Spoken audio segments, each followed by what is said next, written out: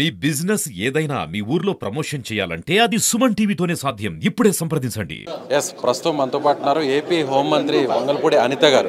మహానాడు ఎలా జరిగిందో ఆ మాటలో ఉంది. మేడం, మహానాడు 2 రోజుల పాటు సక్సెస్ అయింది అనుకోవచ్చు. తిరిగి మళ్ళీ జాతీయ అధ్యక్షుడు సక్సెస్ అయిందని నా మాటలు ఓకే. ప్రజలు మీరందరూ కూడా పబ్లిక్ యాక్చువల్గా కడపలోని మహానాడు 2 రోజులు కూడా దిగ్విజయంగా విజయవంతమైంది. ఈరోజు 3వ రోజు బహిరంగ సభ కూడా నిజంగా చెప్పాలంటే ఒక చరిత్ర సృష్టించబోతోంది. కడపలో నుంచే ఈరోజు ఆంధ్రప్రదేశ్ రాష్ట్ర అభివృద్ధికి సంక్షేమానికి పెద్దపీట వేసేటట్టుగా నిన్న నారా లోకేష్ గారు ఏదైతే మొన్న 6 శాసనాలు ప్రవేశపెట్టారో, తీర్మానాల కింద ప్రవేశపెట్టారో 6 తీర్మానాలను ఆమోదించడం జరిగింది. ఆ ఇంప్లిమెంటేషన్ కూడా గడప నుంచే ఈరోజు స్టార్ట్ అవ్వడం అనేది నిజంగా చాలా అదృష్టంగా. జగన్మోహన్ రెడ్డి ఒక మాట మాట్లాడుతున్నారు. కడపలో నన్ను తిట్టడం కోసమే మహానాడు పెట్టారు. ఏ ఇంటికి వెళ్ళినా కూడా ఇంకా కూడా సూపర్ 6 సంబంధించినటువంటి పోస్టర్స్, ఆ ప్లే కార్డ్స్ కనిపిస్తున్నాయి. వాటిలో ఒక్కటైనా కూడా అమలు పరిచారా? దానికి ఏం ఆన్సర్ చేస్తారో. యాక్చువల్గా అమలు పరిచయమా లేదా అన్నది తాడేపల్లిలోని వాళ్ళ ఇంట్లోని కూర్చొని మాట్లాడుకుంటే తెలుసుకుంటే తెలిసిపోతుంది. అంతే తప్పించి ఏదో ఎవరో చనిపోతే బెంగళూరు నుంచి ఫ్లైట్ వేసుకొని వద్దాము, ఆ రోజు కూర్చొని మళ్ళీ బెంగళూరు పారిపోదాం అనుకుంటే రాష్ట్రంలో ఏం జరుగుతుందో ఎవరికి తెలియదు.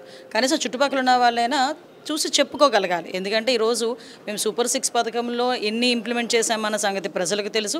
అవి కాకుండా చెప్పనివి ఎన్ని చేశామన్న సంగతి కూడా ప్రజలందరికీ తెలుసు. ఈరోజు ఇంప్లిమెంటేషన్స్ చూస్తే ఈ 11 నెలలు 12 నెలల కాలంలో చెప్పినవి కూడా చాలా మట్టుకు మేము ఈరోజు ఇంప్లిమెంట్ చేసుకున్నాం.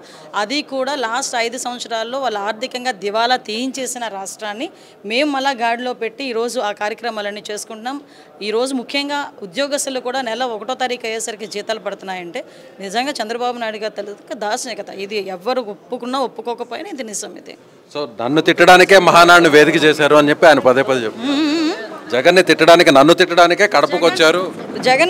జగన్ని తిట్టాల్సిన అవసరం మాకు లేదబ్బా. జగన్ ఒక పులివెందుల ఎమ్మెల్యే, ఆయన తిట్టాల్సిన అవసరం మాకేంటి? అలా అనుకుంటే 11 మంది ఎమ్మెల్యేలు మేము తిట్టాలి కదా. మాకు అంత అవసరం లేదు.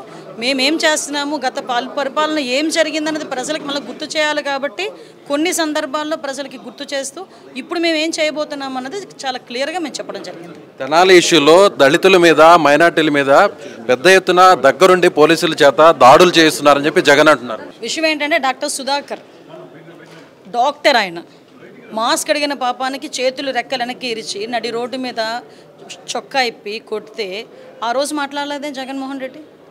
అదే వరప్రసాద్ అని ఒక దళిత యువకుడు ఇసుక మాఫియా గురించి మాట్లాడితే పోలీస్ స్టేషన్లో కూర్చోపెట్టి శిరోముండనం చేసిన రోజు సీఎంగా ఉన్న జగన్మోహన్ రెడ్డి ఎందుకు మాట్లాడలేదు?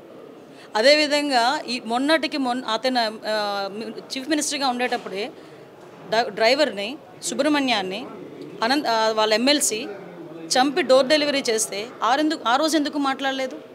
ఈరోజు రౌడీ షీటర్ల విషయంలో పోలీసులు చేసిన పనికి గురించి దానికి కులాన్ని ఆపాదించి దాని ఇష్టానుసారంగా మాట్లాడి అక్కడ కులాల మధ్య విభేదాలు రెచ్చగొట్టడానికి ప్రతిపక్షంలో కూర్చొని మాట్లాడడం అనేది ఎంతవరకు సమంజసమో ఒకసారి జగన్మోహన్ రెడ్డి తనకు తాను ప్రశ్నించుకోవాలి. ఇలాగ నేను చెప్పుకుంటా పోతే అతని కాన్స్టిట్యున్సీలోనే పులివెందల్లోనే నాగమ్మ ఆవిడని అతి దారుణంగా హత్య చేసినప్పుడు ఆ రోజు ఎందుకు మాట్లాడలేకపోయాడు?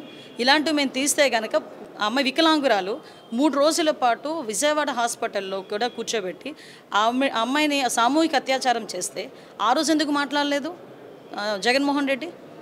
ఇప్పుడు బయటకు వచ్చి కులాల మధ్య విద్వేషాలు రెచ్చగొట్టడానికి, లేకపోతే కులాన్ని వాడుకోవడానికి, రాజకీయంగా వాడుకోవడానికి ఈరోజు ఇలాంటివన్నీ బయటకు తీస్తున్నారు.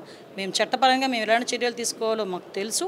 చట్టం తన పని తను చేసుకుంటాం. రైట్, ఇది హోంమంత్రి అనిత గారు చెప్తున్నట్టుగా ఖచ్చితంగా జగన్మోహన్ రెడ్డి కులాల మధ్య చిచ్చు పెట్టడం కోసమే తెనాలి ఇష్యూని అంత వాడుకుంటున్నారు. గతంలో ముఖ్యమంత్రిగా ఉన్న టైంలో దళితుల్ని ఏ విధంగా ఇబ్బంది పెట్టారో ప్రత్యేకించి చెప్పాల్సినటువంటి అవసరం లేదనేటువంటి విషయాన్ని కూడా హోంమంత్రి అనిత గారు చెప్తున్నారు. కెమెరామెన్ మహేష్తో విజయ్, సుమన్ టీవీ, కడప మహానాడు నుంచి.